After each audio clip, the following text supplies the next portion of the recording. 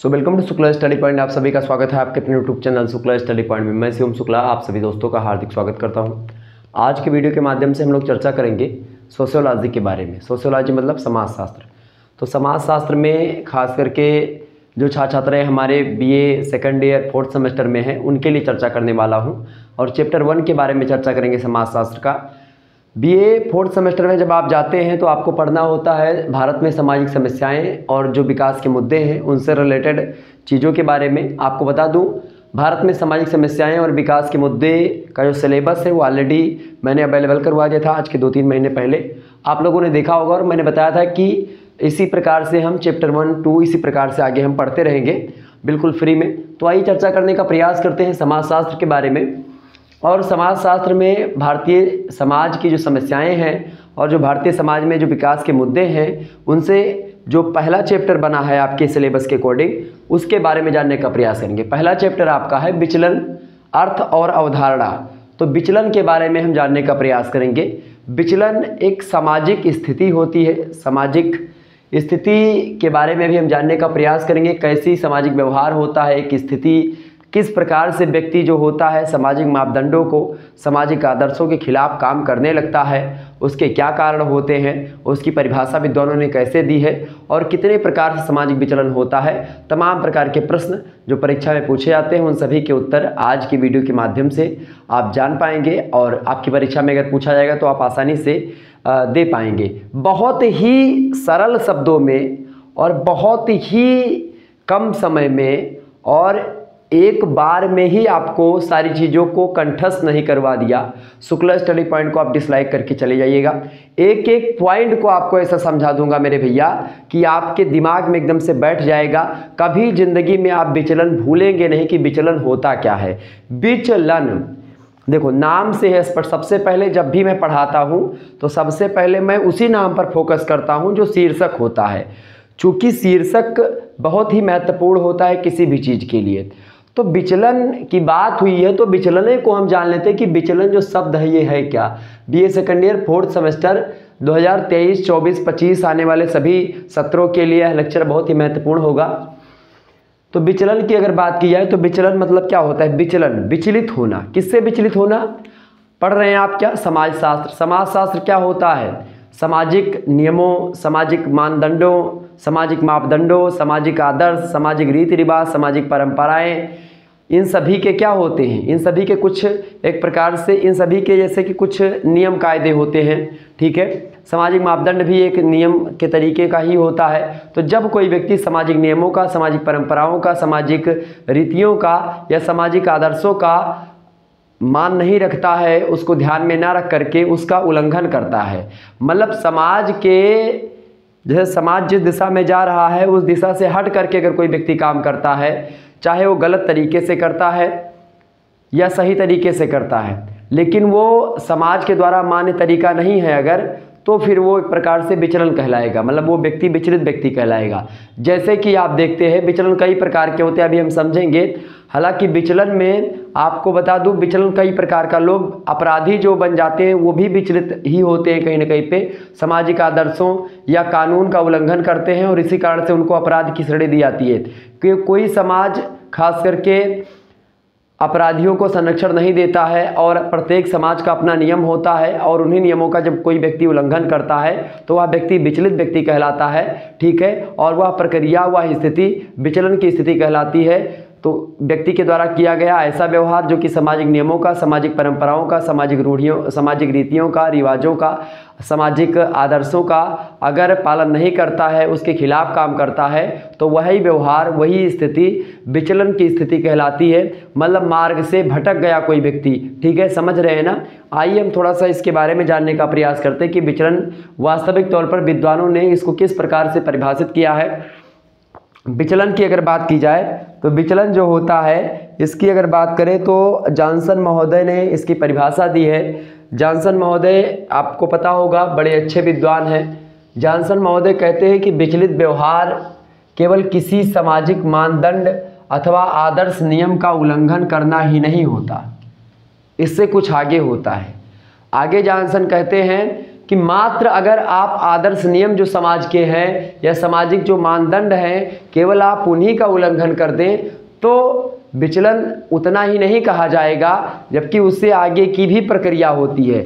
और ये जो आदर्श नियम का और जो सामाजिक मानदंड है उनका जो उल्लंघन किया जा रहा है वो करना केवल सामाजिक विचलन नहीं कहा जाएगा, इसके आगे कहा इन्होंने जॉनसन ने, बल्कि यह एक ऐसा व्यवहार है, विचलन कैसा व्यवहार है जिसमें नियमों का उल्लंघन, जो सामाजिक नियम या सामाजिक मानदंड होते हैं या जो सामाजिक आदर्श नियम होते हैं उनका जानबूझकर, फोकस करिएगा इस शब्द पर, जानबूझ करके क्या किया जाता है, उल्लंघन किया जाता है। किसका? सामाजिक मानदंड का, सामाजिक आदर्श नियमों का, इनका क्या किया जाता है, जानबूझ करके किसी व्यक्ति के द्वारा उल्लंघन किया जाता है। ऐसा व्यवहार होता है विचलन। विचलन समझ में आ गई चीजें? यानी विचलन एक ऐसा व्यवहार है जो कि क्या करता है, जो कि जानबूझ करके सामाजिक नियमों के, सामाजिक जो है रीति रिवाजों के विपरीत काम करता है। जो समूह के नियम हैं, जो एक प्रकार से सामाजिक नियम है, उन सामाजिक नियमों को ध्यान में नहीं रखता है और जानता है कि ये जो मैं कर रहा हूँ ये गलत है, ये सामाजिक नियमों के खिलाफ है, लेकिन फिर भी वो उस काम को करता है। तो ऐसे व्यवहार, ऐसी सिचुएशंस खास करके क्या कहलाती हैं, ऐसी सिचुएशंस कहलाती हैं भैया सामाजिक विचलन। ओके, समझ रहे चीज़ों को ना? एक बार फटाफट से वीडियो को शेयर कर दीजिएगा, लाइक कर दीजिएगा सेशन को। बहुत ही अच्छे तरीके से हम जानने का प्रयास करेंगे कि आखिरकार विचलन होता क्या है। तो जॉनसन महोदय की परिभाषा मेरे हिसाब से क्लियर हुई होगी कि विचलित व्यवहार किसी सामाजिक मानदंड अथवा आदर्श नियम का उल्लंघन करना ही नहीं होता है, बल्कि एक ऐसा व्यवहार भी होता है जिसमें नियमों का जो उल्लंघन किया जाता है वो व्यक्ति जानता है जो करता है, यानी कि जानबूझ करके किया जाता है ऐसा। तो ऐसे जानबूझ करके किए गए सामाजिक आदर्श नियमों का, सामाजिक मानदंडों के विपरीत किए गए कार्य को हम सामाजिक विचलन कहते हैं, या एक प्रकार से इस व्यक्ति को हम विचलित व्यक्ति कहते हैं। समझ में आ रही चीज़ें? आगे देखिए, विचलन की परिभाषा इसके बाद में अल्बर्ट कोहन महोदय कहते हैं कि विचलन का तात्पर्य केवल अपराध या बाल अपराध से नहीं होता है, बल्कि प्रत्येक उस व्यवहार से होता है जो सामान्य रूप से स्वीकृत आचरणों के उल्लंघन के रूप में होते हैं। और इस अर्थ में सामाजिक विचलन का क्षेत्र बहुत ही व्यापक है। जैसा अल्बर्ट कोहन महोदय कहते हैं, वो कहते हैं अनुशासनहीन व्यवहार अगर होगा तो वह भी एक प्रकार से क्या है, अनुशासनहीन व्यवहार भी क्या है भाई, वो भी एक प्रकार से सामाजिक विचलन है। परीक्षा में अगर आप अनुचित साधनों का प्रयोग करके परीक्षा उत्तीर्ण करते हैं तो भी एक प्रकार से विचलन का व्यवहार है। यानी आप अगर परीक्षा देने जाते हैं, परीक्षा में चूंकि कहा गया कि भाई आप चीटिंग नहीं करेंगे, आप जो है नकल नहीं करेंगे, लेकिन आप अनुचित साधनों का प्रयोग करके अपनी परीक्षा में उत्तीर्ण होते हैं, नकल करते हैं, तो यह भी एक प्रकार से विचलन ही है। ठीक है, आप किसी भी चीज़ का एक प्रकार से जानबूझ करके करते हैं ताकि आपका फायदा हो, तो ऐसी स्थिति विचलन की स्थिति कहलाती है। ठीक है, वस्तुओं में मिलावट करके आप अगर बेचते हैं, आप कोई तस्करी करते हैं, दूध बेचते हैं तो उसमें पानी मिला देते हैं, या कोई भी सामान बेचते हैं तो उसमें मिलावटी सामान मिला देते हैं जो सस्ता होता है, तो इस प्रकार से ये भी एक प्रकार से विचलन का ही कार्य होता है। तो विचलन एक प्रकार से कई प्रकार की चीज़ों को ध्यान में रख करके किया जाता है। जैसे आप वेश्यावृत्ति हो गई, अगर आप आत्महत्या भी करते हैं तो भी एक प्रकार से विचलित व्यवहार है, चूंकि आत्महत्या वही व्यक्ति करता है जो कि समाज के विपरीत काम करता है और समाज के द्वारा उसको स्वीकृति नहीं मिलती है, समाज उसके कार्यों को एक प्रकार से वैध नहीं करार देता है। ऐसी स्थिति में दुर्खीम महोदय भी आत्महत्या के सिद्धांत का एक प्रकार से एक कारण सामाजिक कारण मानते हैं और सामाजिकता पर फोकस करते हैं कि सामाजिक कारणों से व्यक्ति आत्महत्या करता है। तो कहीं ना कहीं पे ये सारे कृत्य या सारे काम जो होते हैं ये विचलन के द्वारा ही संपन्न होते हैं, और ऐसा अल्बर्ट कोहन महोदय कहते हैं। ये बात ध्यान रखिएगा।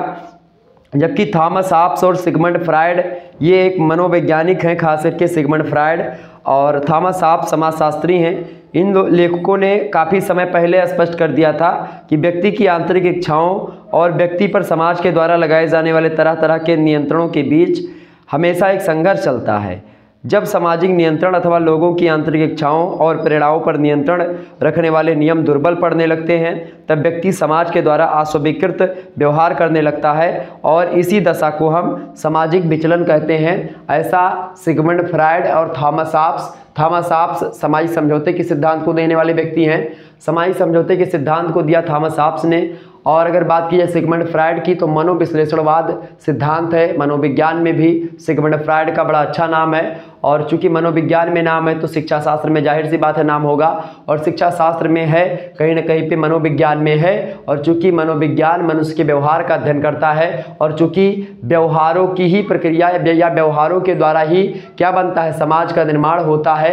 जब व्यवहारों के द्वारा समाज का निर्माण होता है, व्यवहारों का वैज्ञानिक अध्ययन समाजशास्त्र समाज कहलाता है। समाज सामाजिक संबंधों का जाल होता है, संबंध व्यवहारों के द्वारा बनते हैं। तो कहीं ना कहीं मनोविज्ञान, समाजशास्त्र, ये सब आपस में एक दूसरे से संबंधित विषय वस्तु हैं, और इसीलिए सिगमंड फ्रायड का नाम आप समाजशास्त्र में भी देखते हैं, मनोविज्ञान में भी देखते हैं, और शिक्षा शास्त्र में भी आप सिगमंड फ्रायड का नाम देखते हैं। तो इस प्रकार से विचलन के बारे में मैंने आपको बहुत सारी चीज़ों को बताने का प्रयास किया। आगे जानते हैं, अगले विद्वान आते हैं आपके क्लिनार्ड महोदय बड़े ज़बरदस्त तरीके से विचलन को परिभाषित करते हैं। ये कहते हैं कि विचलन का संबंध, यानी इन्होंने विचलन का रिलेशन बताया किन परिस्थितियों से, उन परिस्थितियों से होता है विचलन का संबंध। कैसी परिस्थितियों से होता है भैया, आगे लिखा हुआ है। कहते हैं क्लिनार्ड महोदय कि विचलन का संबंध उन परिस्थितियों से होता है जिनमें व्यक्ति का व्यवहार जो होता है एक अस्वीकृत दिशा की ओर, किस दिशा की ओर, एक अस्वीकृत, मतलब जो स्वीकार नहीं होता किसी समाज के द्वारा, किसी समूह के द्वारा, किसी संस्था के द्वारा, ठीक है। तो जब विचलन का संबंध उन परिस्थितियों से होता है, कहते हैं क्लिनार्ड महोदय, किन परिस्थितियों से, उन परिस्थितियों से जिनमें व्यक्ति का व्यवहार जो होता है एक अस्वीकृत दिशा की ओर इस सीमा तक होने लगता है। किस सीमा तक होने लगता है, जब इस सीमा तक होने लगता है जो समुदाय की सहनशीलता से बाहर होता है।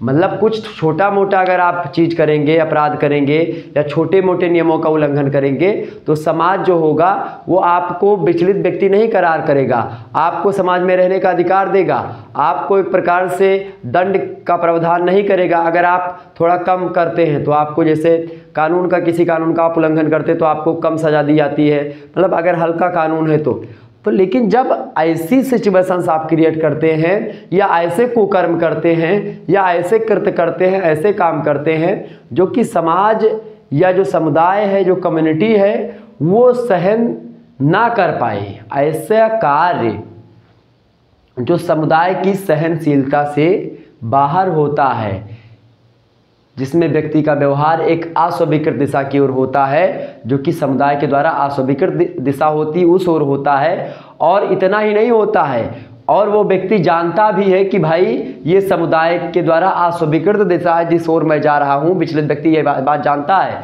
लेकिन फिर भी वो उस दिशा की ओर जाता है। और जब तक वो जाता है, जब तक सहनशीलता एक प्रकार से होती है समुदाय में, तब तक वो एक प्रकार से क्षमा करता रहता है समुदाय।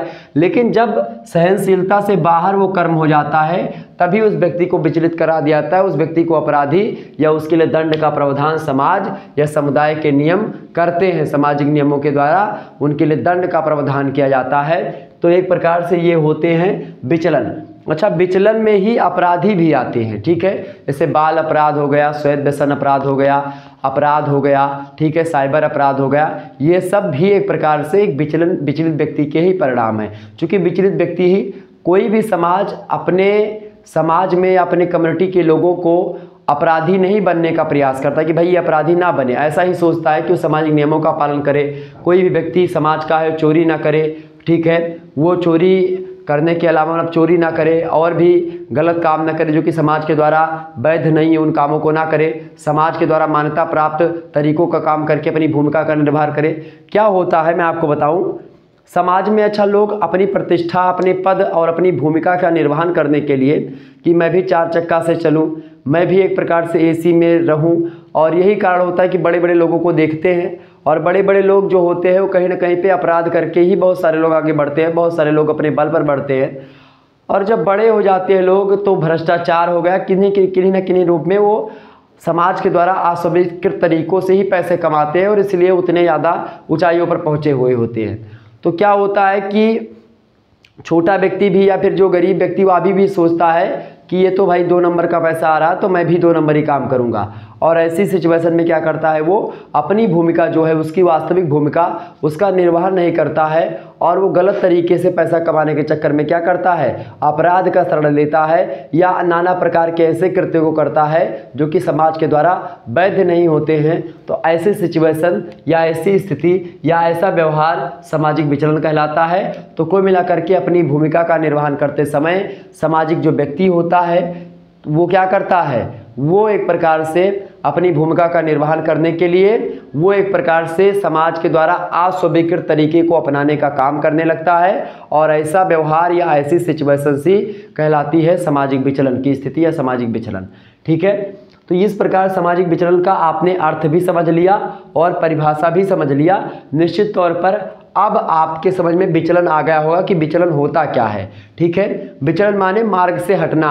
अब बात की जाती है सामाजिक विचलन की, चूंकि हम समाजशास्त्र पढ़ रहे हैं तो सामाजिक मार्गों से हटना, सामाजिक रीतियों से हटना, सामाजिक मूल्यों से हटना, सामाजिक मानदंडों से हटना, सामाजिक आदर्श नियमों से हटना, ये होता है विचलन। ठीक है, विचलन माने होता है जैसे कि ये एक ट्रैक है, एक रोड है, जैसे मान लेते हैं एक कैप है। अब ये कैप अगर हम इसमें पहनाएंगे तो ही अच्छे तरीके से जाएगा, अगर यही कैप हम इधर से लेकर के जाए तो इसमें नहीं जाएगा, अर्थात ये अपने मार्ग से हट गया, अर्थात ये कैप विचलित हो चुका है अपने मार्ग से। ठीक है, तो ये एक प्रकार से ये कैप और मार्कर का संबंध हुआ। लेकिन यही संबंध मेरे प्यारे दोस्तों मान लेते हैं सामाजिक नियम है, और ये एक प्रकार से विचलित व्यक्ति है, ये क्या करता है, अगर यहाँ पर सीधे आएगा तो इसकी भूमिका का निर्वहन और इसका उद्देश्य पूरा हुआ। लेकिन यही व्यक्ति जब ऐसे ना आकर के अपने मार्ग से विचलित हो जाता है तो ऐसे चला जाता है और उसको अपना लक्ष्य नहीं मिलता है, अर्थात अपने लक्ष्य की प्राप्ति के लिए गलत मार्गों को चुनना ही एक प्रकार से विचलन कहलाता है। समझ रहे हैं ना चीज़ों को? बिल्कुल। आगे बढ़ते हैं और भी चीज़ों को जानने का प्रयास करते हैं। बहुत ही अच्छे तरीके से आप लोग जान पा रहे हैं। अगला टॉपिक है, मतलब अगला जो आपका एक प्रकार से इसमें आपसे प्रश्न पूछा जाता है। देखिए, प्रश्न आपसे पूछेगा कि विचलन का अर्थ बताते हुए, मतलब विचलन का अर्थ एवं परिभाषा बताइए तथा विचलन के प्रकार और विचलन के समान कारण पर चर्चा कीजिए। दीर्घ उत्तरीय का प्रश्न, लघु उत्तरीय का प्रश्न विचलन के प्रकार बताइए, अति लघु उत्तरीय का प्रश्न विचलन केवल लेकर के छोड़ देगा, अर्थ परिभाषा आपको देनी रहेगी। और दीर्घ उत्तरीय में तीनों पूछ लिया जाएगा या फिर 2 ही पूछ लिया जाएगा कि विचलन का अर्थ और अवधारणा बताते हुए विचलन के प्रकारों की विवेचना कीजिए, विचलन के प्रकारों पर विभिन्न विद्वानों के क्या विचार रहे हैं उसको बता दें। तो ऐसे आपसे प्रश्न यहाँ पर पूछता है। देखिए, विचलन के प्रकार को समझेंगे। विचलन के प्रकार को समझने के लिए हमको 2-3 विद्वानों का सहारा लेना पड़ेगा। हालांकि मैं चाहता तो इसको वैसे आपको समझा देता, लेकिन चूँकि बहुत सारे विद्यार्थियों की परीक्षा ऑब्जेक्टिव होती है और बहुत सारे लोगों की लिखित होती है, और इसीलिए यहाँ पर मैंने 3 विद्वानों का सहारा लिया। वो 3 विद्वान कौन कौन से हैं? पहले विद्वान का नाम है हार्टन और हंट, दूसरे हैं डिनिथ, और चौथे हैं, मतलब तीसरे हैं आपके रॉबर्ट मर्टन। रॉबर्ट मर्टन जो है बड़े फेमस समाजशास्त्री हैं और आधुनिक तरीके से सामाजिक विचलन की परिभाषा रॉबर्ट मर्टन ने दी। रॉबर्ट मर्टन जो हैं इन्होंने 4 रूप बताए हैं, और ये 4 रूप कहीं ना कहीं पे आधुनिक तरीके से इन्होंने बताने का प्रयास किया है। बाकी विद्वान भी आधुनिक तरीके से ही बताते हैं, लेकिन उनमें सबसे आधुनिक तरीका रॉबर्ट मर्टन का मुझे लगता है, और होना भी चाहिए। ठीक है, मैं थोड़ा सा जल ग्रहण कर लूँ और तब तक आप लोग वीडियो को शेयर और लाइक करते रहेंगे।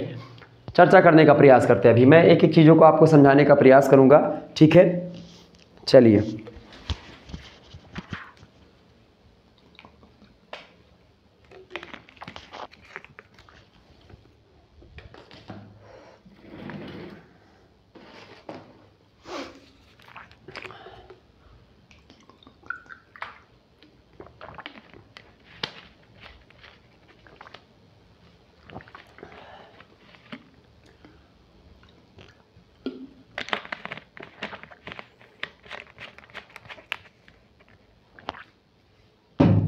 चले, माफ़ी चाहेंगे, थोड़ा सा आपका समय मैंने ले लिया, उसके लिए जो है माफ़ी चाहेंगे आप लोगों से। चले, बिल्कुल समझ में आ रहा है ना भाई? तो एक बार फटाफट से वीडियो को लाइक कर दीजिए, मज़ा आ रहा होगा बिल्कुल। मैं आपको बता दूं, ऐसे समाजशास्त्र समझिए, ऐसे है रसगुल्ला, रसगुल्ला ऐसे रसगुल्ला उठाओ ऐसे, ऐसे गपक लो, ऐसे खा लो, बस खत्म समाजशास्त्र। इतना सरल है यार, बस आपको पढ़ना है, एक बार समझना है बस, और कुछ है ये नहीं है, रसगुल्ला जानो। चलिए विचलन का प्रकार जान लेते हैं। देखिए सबसे पहले विद्वान हैं हार्टन और हंट। हार्टन और हंट महोदय ने 3 रूपों में बांटा है, खास करके किसने, हार्टन और हंट महोदय ने 3 रूपों में स्वीकार किया है विचलन को। सबसे पहला उन्होंने सांस्कृतिक और मनोवैज्ञानिक बताया कि भाई 2 प्रकार के, एक तो कई आधार तो होते हैं, तो एक सांस्कृतिक और मनोवैज्ञानिक विचलन हो गया। तो पहला ये हो गया इसमें, दूसरा ये हो गया इसमें, पहला व्यक्तिगत, दूसरा सामूहिक, पहला प्राथमिक और दूसरा द्वितीयक। देखिए कितने अच्छे तरीके से उन्होंने समझाने का प्रयास किया है। विचलन को 3 रूपों में इन्होंने बांटा है। पहला सांस्कृतिक और मनोवैज्ञानिक रूप।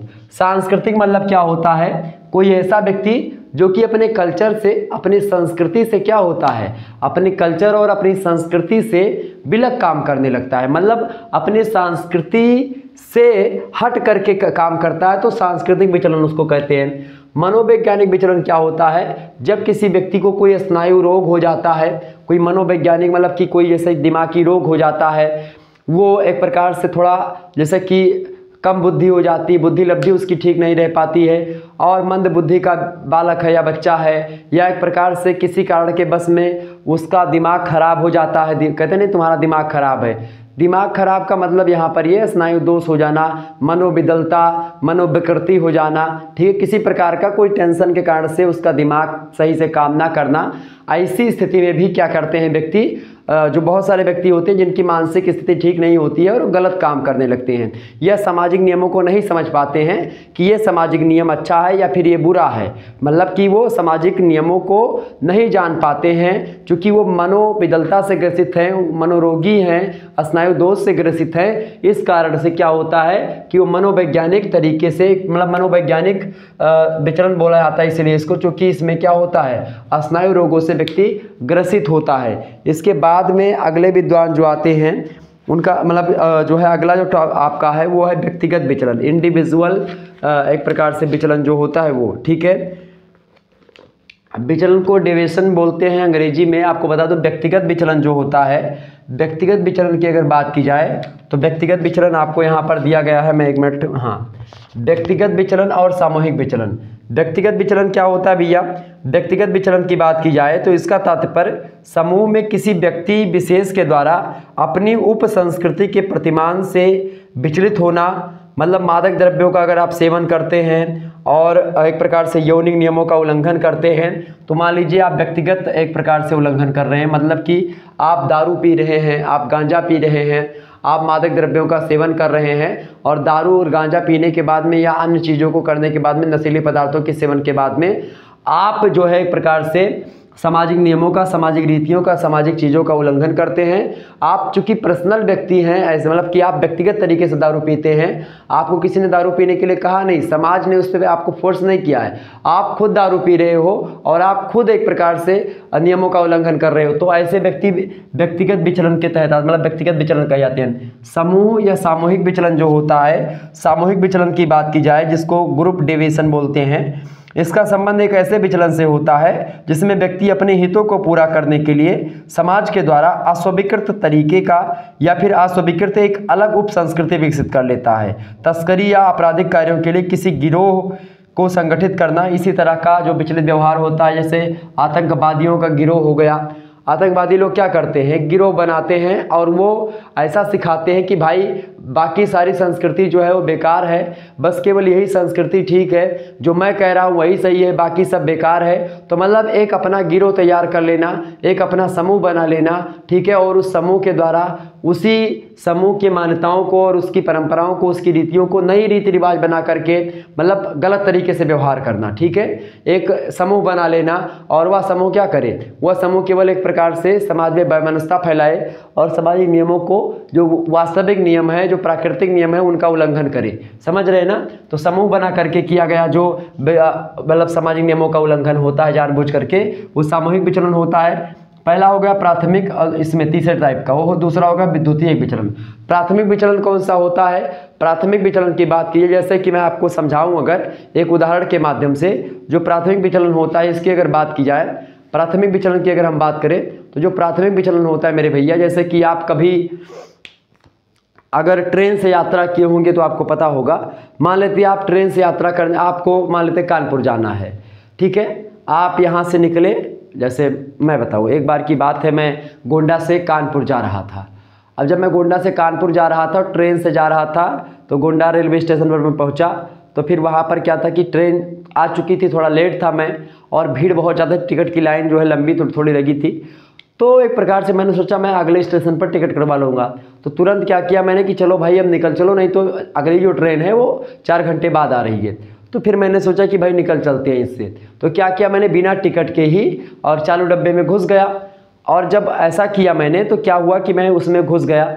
अब वो भी एक प्रकार से अपराध ही तो मैंने किया। जो नियम है खास करके ट्रेन या एक प्रकार से रेलवे का, वो नियम क्या है, नियम ये है कि बिना टिकट आप यात्रा नहीं कर सकते हैं, ठीक है। इस पर आपको जुर्माना देना पड़ेगा। जहाँ से ट्रेन बंद करके चलती है और जहाँ तक जाती है पूरा किराया आपको जोड़ करके देना पड़ेगा, ठीक है। अगर आप एसी में पाए जाते तो एसी का टिकट बनेगा, अगर आप चालू में है तो चालू का, जनरल है तो मतलब जनरल का, तो मतलब इस प्रकार चालू जनरल एक ही बात है। तो क्या होता है, फिर मैं जब घुस गया उसमें तो मैं एक प्रकार से, तो रास्ते में टीटी नहीं मिला मुझे। तो फिर क्या हुआ, डिब्बे में बैठा था, हालांकि भीड़ भी थी, मतलब बैठने की जगह भी नहीं। तो उसमें क्या होता है, चालू डब्बे में कभी आप बैठे होंगे तो क्या होता है, सब खड़े ही रहते हैं। और उस ट्रेन में जब मैं बैठा था, एक ट्रेन थी लाल कलर की थी शायद, पता नहीं, मुझे ध्यान नहीं है। और उसमें मैं बता दूं आपको कि उसमें जो बैग वैग रखने का होता है वो भी नहीं था, सब सफरचट था, सब साफ था एकदम से, और खड़े खड़े ही एक प्रकार से जाना पड़ा। तो जब अगला स्टेशन आया तो मैंने सोचा उतर जाए भाई, बाराबंकी स्टेशन पड़ता है गोंडा के बाद में, तो बाराबंकी मैंने सोचा उतरो। तो ज़्यादा देर ट्रेन रुकी नहीं तो जा नहीं पाया, फिर बैठ लिया मैंने। फिर उसके बाद में फिर जब लखनऊ पहुँचे तो एक प्रकार से मैंने जो है टिकट कटवाने ही जा रहा था लखनऊ स्टेशन पर। फिर क्या हुआ कि टीटी ने मुझको पकड़ लिया।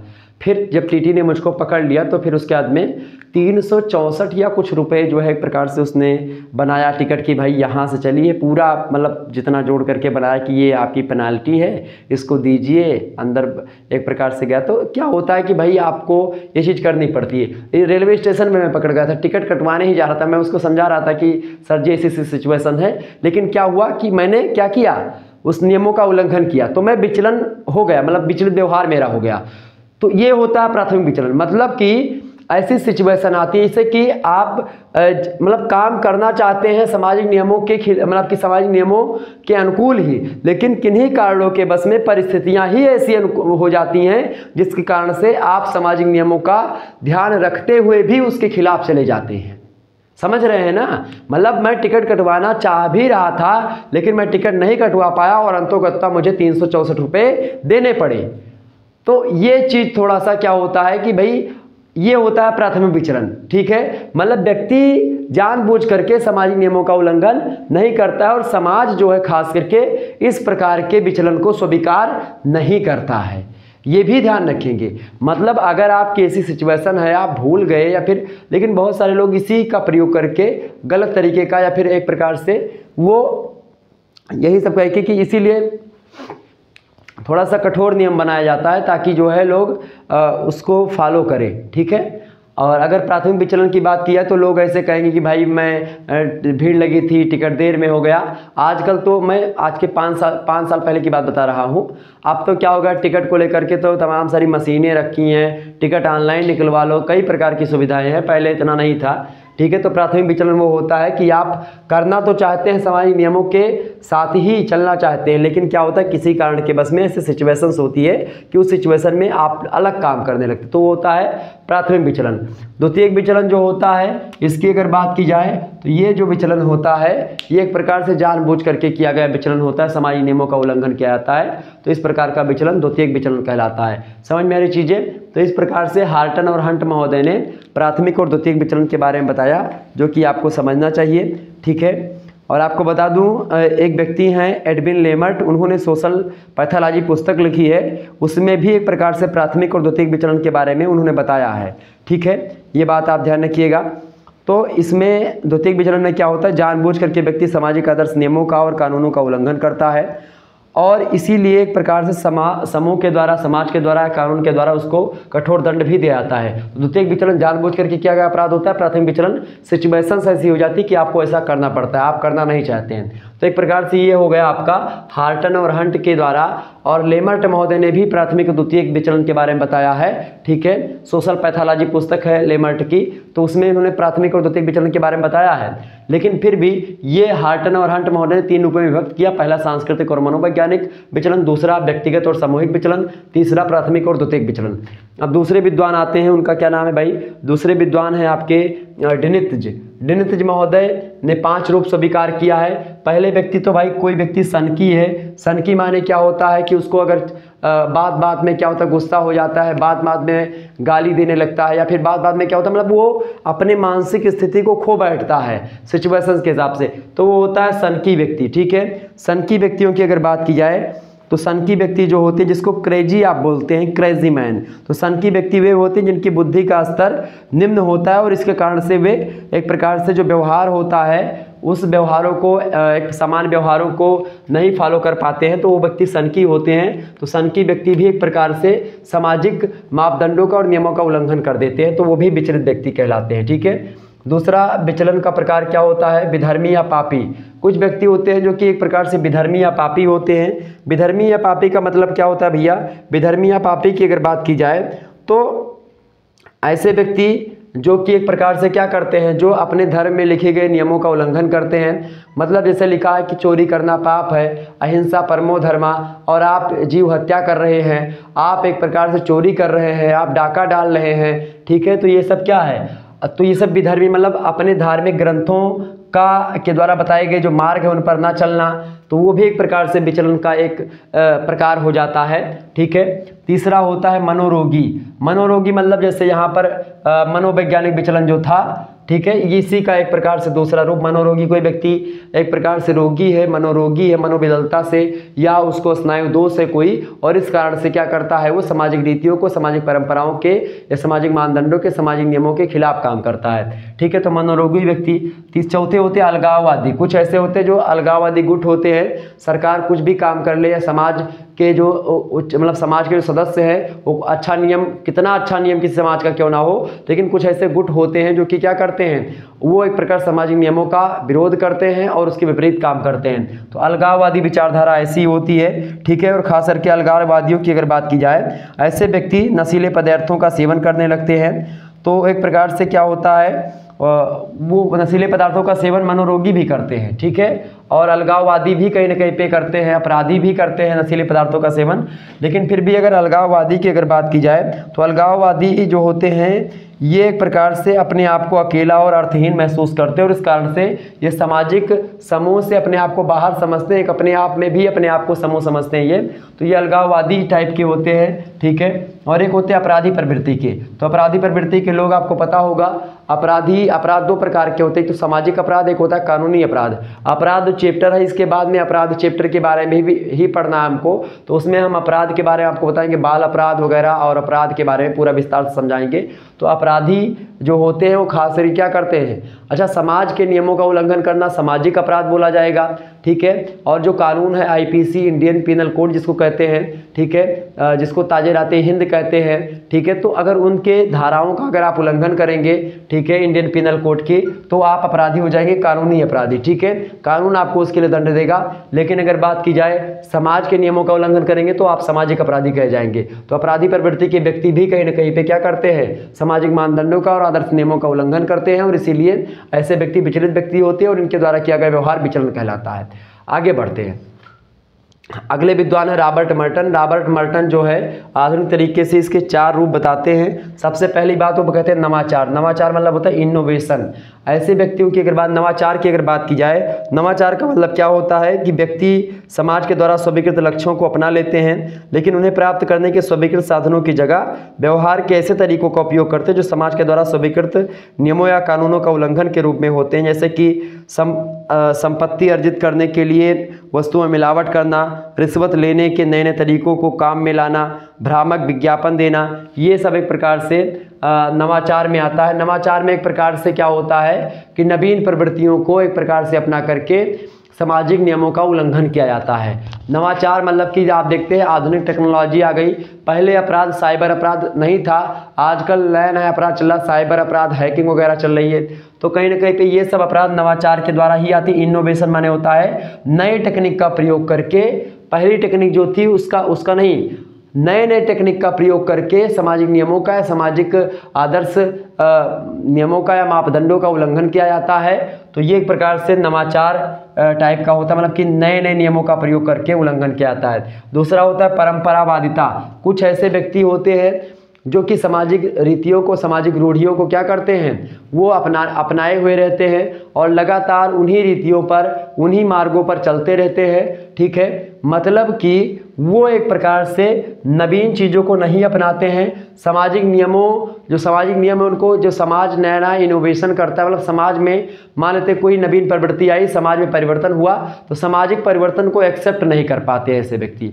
मतलब जो पुराना नियम था, जो पुरानी रूढ़ियाँ थी, परंपरा बहुत परसों से चली आ रही परंपरा है, अब उस परंपरा का कोई मतलब नहीं है, लेकिन फिर भी वो उसी परंपरा को फॉलो करते हैं, तो ऐसे व्यक्ति कहलाते हैं परंपरावादिता से रिलेटेड, मनोविद्वता से, मतलब कि एक प्रकार से जो विचलन है उससे ग्रसित है। यानी परंपरावादिता में ये भी विचलन आता है कि वो अपने ही रूढ़ी को, अपने ही विचार को, जो आज के 2000 साल पहले के समाज के लोग अपनाते थे, आज भी वही वो अपनाए हुए हैं। तो ऐसी स्थिति जो कहलाती है, तो वो नवीन जो नियम, समाज बदल गया, सामाजिक के हिसाब से वो नहीं बदल पाए, तो समाज के विपरीत ही तो कार्य कर रहे हैं। क्योंकि जो पुराना नियम था वो अब नए नियम में कन्वर्ट हो चुका समाज का, तो पुराने नियम के अकॉर्डिंग थोड़ी ना काम चलेगा। जैसे इंग्लैंड के लोग भारत प्रशासन कर रहे थे, अब इंग्लैंड के लोग यहाँ से चले गए, तो क्या इंग्लैंड के द्वारा बनाए गए नियमों को हम मानेंगे? नहीं मानेंगे। ठीक है, हम भारत के नियमों के द्वारा बनाए गए नियमों को फॉलो करेंगे, जो हमारे कानून में लिखा उसको फॉलो करेंगे। तो ये होता है परंपरावादिता, मतलब कि पुरानी रीति रिवाजों को लगातार मानते रहना। अगला है पलायनवाद। पलायनवाद का मतलब क्या होता है, कहीं अलग से व्यक्ति या फिर एक प्रकार से आते हैं या पलायन हो जाता है उनका, तो ऐसी सिचुएशंस में क्या होता है, वो चीज़ें होती हैं। पलायनवाद में आप देखते हैं, जैसे कि अगर पलायनवाद की अगर हम बात करें, तो पलायनवाद जो होता है इसमें आप देखते होंगे कि ये तीसरा प्रकार होता है विचलन का, खास करके रॉबर्ट मर्टन के अनुसार बताया गया। और इससे क्या होता है, व्यक्ति समाज द्वारा निर्धारित लक्ष्यों और साधनों दोनों के प्रति उदासीन रहने लगता है, और उसकी दशा स्वयं अपने और समाज के प्रति उदासीनता की हो जाती है। व्यक्ति शराब पी करके, नशे की गोलियां खा करके अपने आप में ही मस्त रहता है और एक स्वस्थ सामाजिक जीवन के प्रति पूरी तरह उदासीन हो जाता है। और इस तरह के विचलन का उदाहरण है जैसे आदर्श विहीन जीवन या हिप्पी संस्कृति से प्रभावित लोगों के व्यवहार इसी श्रेणी में आते हैं।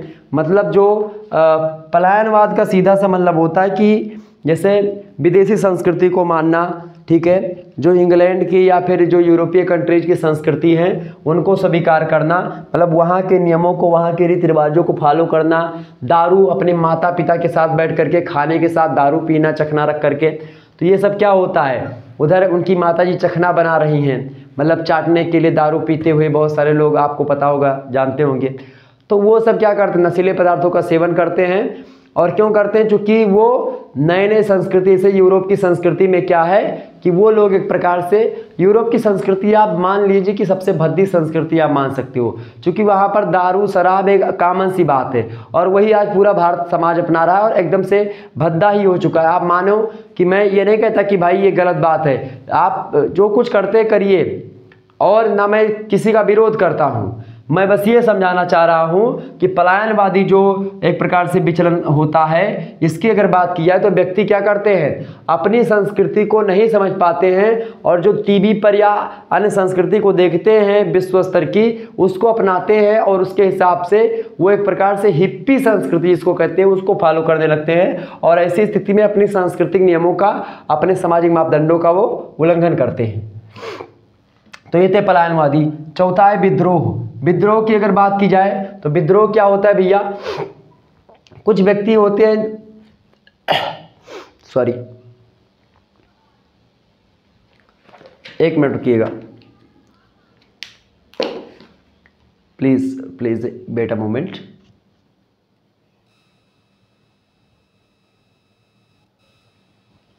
चले, तो जो विद्रोह मैं बता रहा था आपको, विद्रोह मैं बता रहा था कि भाई विद्रोह जो होता है, क्या होता है कि जब सामाजिक नियमों का बिल्कुल कोई ध्यान नहीं रहता और उसको एकदम से आगे चल कर के उसकी मसाल लेकर के मतलब कि सामाजिक नियमों का उल्लंघन ही करना है, उसको बेकार बताते हैं, सामाजिक मापदंडों के खिलाफ काम करते हैं लगातार और सबके सामने करते हैं, एक प्रकार से खुली चुनौती दे करके करते हैं।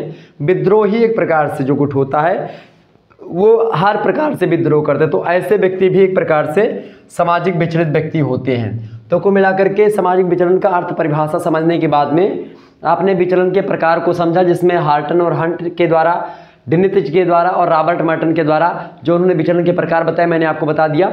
बस थोड़ा सा आपको और बचा हुआ है, जैसे कि आप देखिएगा यहाँ पर विचलन के सामान्य कारण। विचलन के सामान्य कारण कौन कौन से होते हैं, जैसे मैं आपको बताऊं, यहाँ पर आप देखिएगा पहला कारण आपका हो गया दोषपूर्ण समाजीकरण।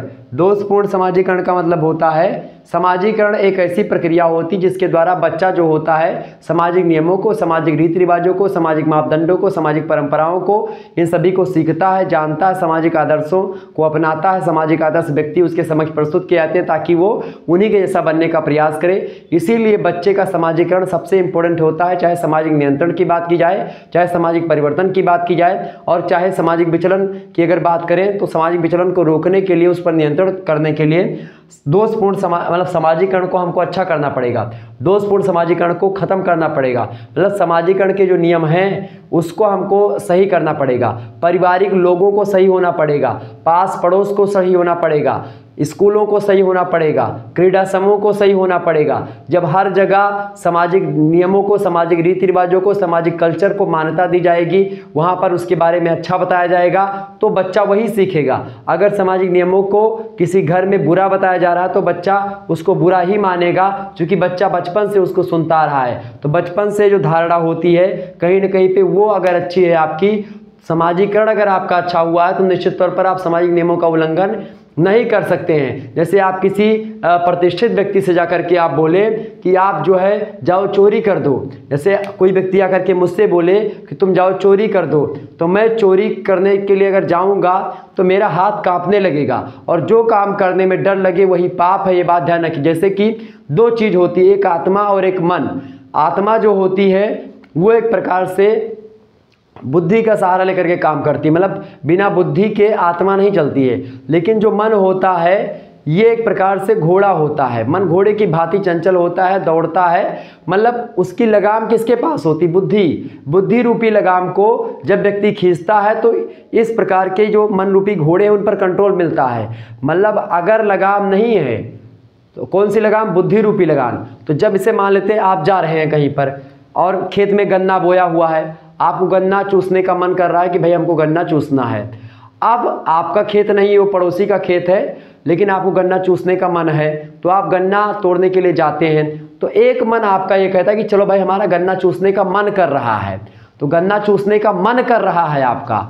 और एक दूसरी तरफ से आपके अंदर से ही आवाज़ आती है कि भैया गन्ना फलाने के हुए, अगर वह देखिए अब भाई हम गन्ना तोड़ रहे हैं या तोड़ रहे हैं तो अब भाई 2-3 लाठी हमें मारे नहीं गन्ना से, अब भाई हमें तो हरिभाई दे।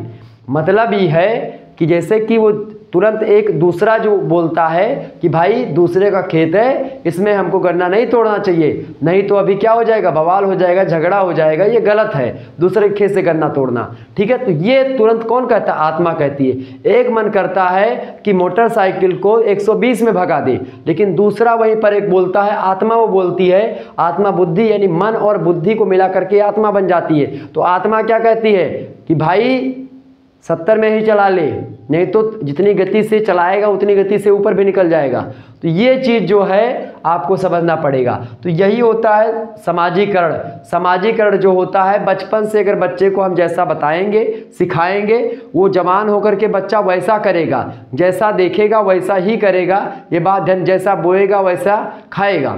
जैसे कि जो बोओगे वही काटोगे, वही खाओगे।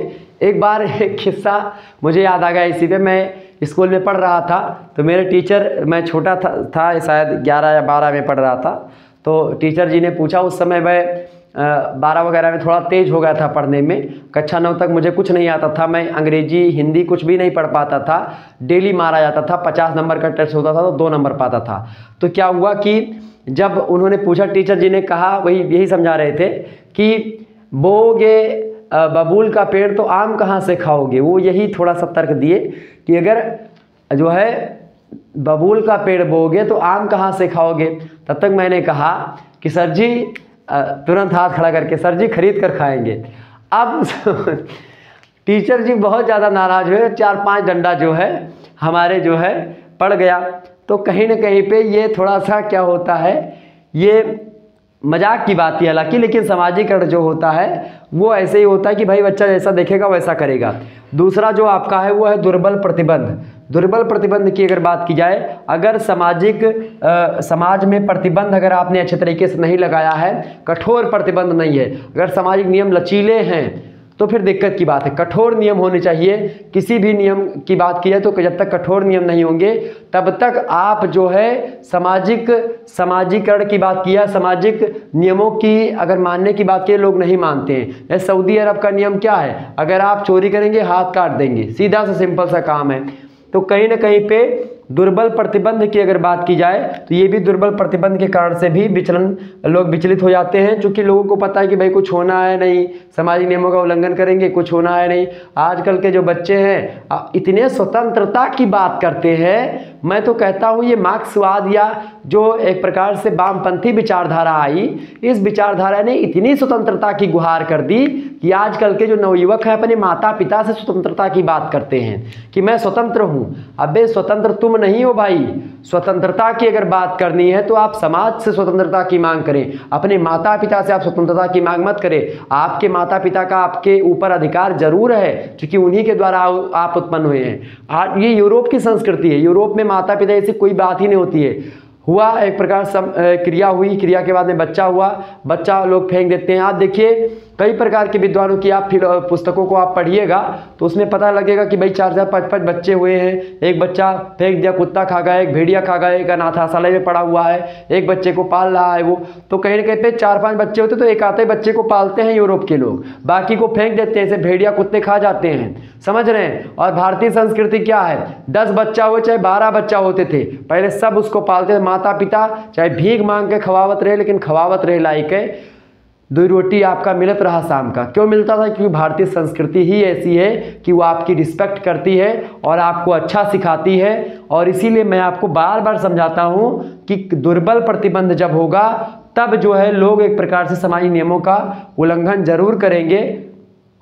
तो सामाजिक नियमों का लोग उल्लंघन ना करें, ऐसी स्थिति में अगर बात की जाए, ऐसी स्थिति की अगर बात की सामाजिक नियमों का उल्लंघन ना करें, इसके लिए हमको कठोर प्रतिबंध की आवश्यकता होती है कि आपको ये नहीं करना है तो नहीं करना है। आजकल क्या है, अरे मेरे को ये नहीं पसंद है, मैं ये नियम नहीं फॉलो करता, मैं मॉडर्न हूँ, ये हूँ वो हूँ, दुनिया भर का बोलते बच्चे। तो क्या दुर्बल है, और इसी कारण से क्या होता है, लोग विचलित होते हैं, मार्ग से आगे बढ़ते हैं। तीसरा जो कारण है वो कानूनों को लागू करने में दुर्बलता। कानूनों को लागू करने में दुर्बलता की अगर बात की जाए तो क्या है कि भारतीय समाज जो होता है कहीं ना कहीं पे थोड़ा सा भावात्मक तरीके से, या भारतीय संविधान की अगर बात की कुछ भावात्मक, मतलब 100 अपराधी छूट जाएं लेकिन एक निर्दोष को सजा नहीं होनी चाहिए। भारतीय संविधान क्या कहता है, 100 अपराधी छूट जाएं लेकिन एक निर्दोष को कभी सजा नहीं होनी चाहिए, भारतीय संविधान कहता है। ये बात है। तो कानूनों को लागू करने में दुर्बलता भी कहीं ना कहीं पे सामाजिक विचलन का एक कारण है। चौथा कारण है भ्रांत तर्कों का प्रचलन। भ्रांत तर्क का प्रचलन का मतलब क्या होता है कि मतलब समाज में कोई एक प्रकार से फैल गई कि भाई ये चीज़ सही है, बस वही चीज़ सही लोग मानने लगते हैं और उसी पर एक प्रकार से फोकस करके एक प्रकार से वो अपने तर्कों को बता करके समाज का जो तर्क है उसको अलग तरीके से बताने का प्रयास करते हैं। मतलब कि जैसे कि आपको बता दूं कि कोई व्यक्ति है, वो कहता है कि भाई अगर जो है टैक्स की चोरी करना जो है वो सही काम है, टैक्स का चोरी करना वैसे गलत बात है। बहुत सारे लोग क्या करते हैं, कहते हैं सरकार से टैक्स की अगर चोरी कर लिया तो अच्छा काम है, तो इसी कारण से वो सरकार से चोरी करते हैं टैक्सों की, लेकिन ये गलत बात है बिल्कुल भी। अगर आप भारत में रह रहे हैं, भारत सरकार आपकी जिम्मेदारी ले रहा है कि वो एक प्रकार से आपकी सुरक्षा कर रहा है, आपकी सारी जिम्मेदारी भारत सरकार ले रहा है, तो कहीं ना कहीं पे आपको टैक्स देने में क्या दिक्कत है। तो ये होता है, कुछ लोग भ्रांत तर्क फैला देते हैं कि नहीं सरकार से चोरी करना अच्छी बात है, क्योंकि सरकार का पैसा थोड़ी है, हमारा पैसा ही है। तो ऐसी चीज़ें फैल चुकी हैं समाज में। तो क्या होता है, भ्रांत तर्कों का प्रचलन। इसके कारण से लोग सामाजिक नियमों का या जो कानून होता है उसका उल्लंघन करते हैं और विचलित होते हैं, विचलन का शिकार होते हैं। तो भ्रांत तर्कों का प्रचलन भी एक प्रकार से एक कारण होता है विचलन का। अगला जो कारण है पांचवा वो है सामाजिक मानदंडों की अनिश्चितता। सामाजिक मानदंडों की अनिश्चितता का मतलब ये है कि एक प्रकार से कभी कभी क्या होता है, सामाजिक मानदंड जो होते हैं समाज द्वारा निर्धारित अनेक मानदंड सुपरिभाषित नहीं होते हैं। जैसे उदाहरण के लिए देशभक्ति, स्वतंत्रता, समाज सुधार, ये सब कुछ विशेष सामाजिक मानदंड हैं जिनको एक प्रकार से ये पता नहीं कर पाता है व्यक्ति कि भाई ये क्या है। मतलब सामाजिक मानदंड की अनिश्चितता मतलब कोई परिभाषा नहीं दी गई है किसी भी चीज़ की, कोई लिखित परिभाषा समाज में नहीं है कि ये चीज़, ये देशभक्ति क्या है, ठीक है, राष्ट्रवाद क्या है, इसकी कोई वास्तविक परिभाषा नहीं दी है कि क्या चीज़ करोगे तो अच्छा है, क्या चीज़ करोगे तो बुरा है। कुछ चीज़ों की परिभाषा है लेकिन कुछ चीज़ों की परिभाषा नहीं दी गई है। तो सामाजिक मानदंड की अनिश्चितता है और इसी अनिश्चितता का शिकार कुछ व्यक्ति हो जाते हैं और सामाजिक विचलन का शिकार हो जाते हैं, सामाजिक विचलन का व्यवहार करने लगते हैं। छठा कारण है कानूनों का भ्रष्ट उपयोग। कानूनों का भ्रष्ट उपयोग क्या होता है, भारतीय समाज या भारतीय संविधान को अगर मैं बताऊं आपको तो इसको वकीलों का स्वर्ग कहा जाता है। इसलिए कहा था वकीलों का स्वर्ग क्योंकि भारतीय संविधान में 395 अनुच्छेद, 12 अनुसूचियां और 22 भाग थे, 25 भाग लगभग हो गए थे, फिर 22 हो गए घट करके। पहले 8 अनुसूचियां थी, 12 हो गई, 395 अनुच्छेद थे, लेकिन लगभग 100 से अधिक बार संविधान में संशोधन हो चुका है और लगभग अब 500 के आसपास संविधान मतलब कि अनुच्छेद हैं, लेकिन 395 मूल अनुच्छेद अब भी हैं। उनमें काखागा करके या फिर फर्स्ट सेकंड करके वृद्धि हुई है, बाकी मूल प्रति अगर आप देखेंगे तो उसमें 395 ही अनुच्छेद आपको मिलेंगे। तो कहीं ना कहीं पे इतना ब्रॉड संविधान, इतना लंबा संविधान है और इतना जटिल भाषा में लिखा गया संविधान कि इसको आम इंसान नहीं समझ पाता है और जो धाराएं होती हैं उसको आम इंसान नहीं समझ पाता है, इतना कठिन भाषा है उसकी। और इसीलिए आम नागरिक जब उसको नहीं जान पाता है, वकील लोग ही उसको जान पाते हैं और वही लोग आपस में जो बहस करके मामला निपटाते हैं। तो कहीं ना कहीं पे थोड़ा संविधान को सरल होना चाहिए मेरे हिसाब से, जहाँ तक मैं समझ पा रहा हूँ, ताकि व्यक्ति अपनी बात को कह सके और अपनी बात को अपनी जो है अगर कोई काम किया है उसने तो तर्क दे सके, बता सके और क्या चीज़ सही है क्या गलत है। इसका जगह जगह पर जैसे यातायात के नियमों की सूची लगी रहती है, ऐसे कानूनों की भी सूची लगा दे गांव-गांव में, या फिर एक प्रकार से एक व्यक्ति का एक गांव में नियुक्त कर दे जो यह बताए कि भाई अगर ये करोगे तो गलत बात है, ठीक है, ये थोड़ा सा बताए, ये थोड़ा सामाजिक जागरूकता, ये एक प्रकार से कि ये चीज़ करोगे तो ये गलत है। हालांकि आप अगर सरल भाषा में चीज़ों को बताएंगे या सरल भाषा का प्रयोग होगा, ज़्यादा जटिल नहीं होना चाहिए। आज संविधान की अगर बात की जाए, मेरे हिसाब से संविधान में बहुत सारी चीज़ें बदले जाने योग्य हैं, क्योंकि लगभग 100 से अधिक अनुच्छेद ऐसे हैं जो कि 1935 के जो एक प्रकार से अधिनियम था उसी से लिया गया। 1935 का जो भारत शासन अधिनियम था उससे लगभग 100 से अधिक अनुच्छेदों को हुबहू ग्रहण कर लिया गया है और इसी कारण से उसका एक प्रकार से आप देखिएगा उसमें संशोधन की आवश्यकता है। तो कानूनों का भ्रष्ट उपयोग लोग करते हैं, बहुत सारे लोग कानून के लोग जो ही हैं वही कानूनों का गलत तरीके से प्रयोग करते हैं। पुलिस वगैरह भी गलत तरीके से उसका उपयोग करके एक प्रकार से लोगों को प्रताड़ित करते हैं। अन्य प्रकार के बहुत सारे जो वकील होते हैं वो भी एक प्रकार से बड़े बड़े अपराधियों को बचा लेते हैं। तो कहीं ना कहीं पे ये सारी चीज़ें इसका भ्रष्ट तरीके से उपयोग होता है। उपयोग इसलिए होता है क्योंकि भाषा कठिन है, आम जनता उसको नहीं समझ पाती है और यही कारण है कि कानूनों का भ्रष्ट उपयोग होता रहता है आए दिनों। ठीक है, ये बात थोड़ा सा ध्यान रखेंगे। और जो अगला है आपका, उसकी बात की जाए, 7वां जो आपका कारण है वो है विचलित समूहों के संगठन। विचलित समूहों के संगठन का मतलब ये होता है कुछ ऐसे समूह होते हैं जो कि क्या करते हैं, जो कि एक प्रकार से विचलित हैं खुद।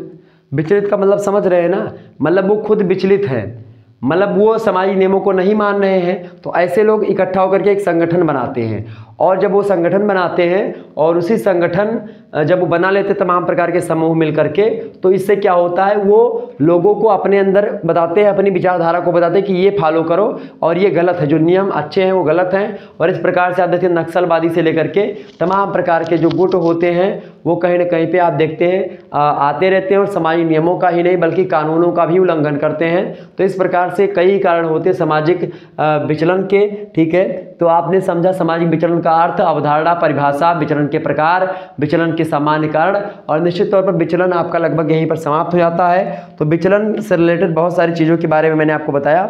विचलन एवं सामाजिक समस्याओं को लेकर के कुछ चीज़ें हैं, जैसे सामाजिक समस्या एक ऐसी दशा है जो समुदाय में बहुत से व्यक्तियों के विचलित व्यवहारों अथवा समाज या राज्य या स्वीकृत नियमों के उल्लंघन के रूप में देखने को मिलती है। और कहीं ना कहीं पे सामाजिक विचलन जो होती है एक सामाजिक समस्या भी बन चुकी है। तो भारत में सामाजिक समस्याओं में विचलन भी एक ज़बरदस्त समस्या है, एक बड़ी समस्या है। इस पर एक प्रकार से सरकार को और सामाजिक जो नियम बनाने वाले लोग हैं उनको उन पर ध्यान देना चाहिए। विकास के मुद्दों पर चर्चा हम करते रहेंगे, आगे चल करके चैप्टर्स आएंगे। हालांकि ये भारत में एक सामाजिक समस्या है, कौन?